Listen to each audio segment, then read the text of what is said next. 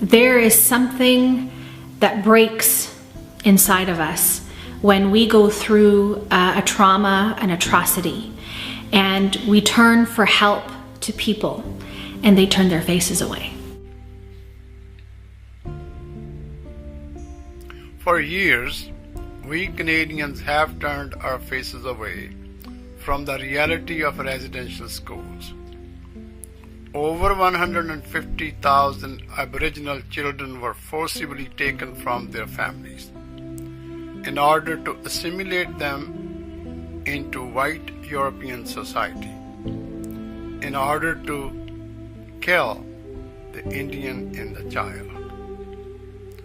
We turned our faces away as Aboriginal students were subjected to sexual, physical, emotional, and psychological abuse. We turned our faces away as thousands of students died in residential schools. They died from TB, the Spanish flu, malnutrition, suicide, accidents such as drowning, fire or exposure, or they died when they ran away. We turned our faces away for decades. It wasn't until 1996 that the last school finally closed.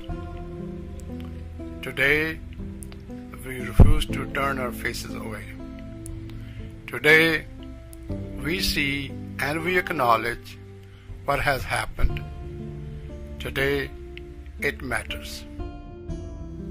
It matters as a Sikh because we are a faith that was founded in this concept of social justice. You know, standing up for the rights of all, not just ourselves, but for the rights of all human beings. We have been fighting injustice and other humanitarian issues for the last centuries. As Sikhs, we can relate to the First Nations experience. We too have had people turn their faces away as we tried to share what we have been through. We know what it is like to be unrecognized, whether it is our mother tongue, our distinct identity, or our faith.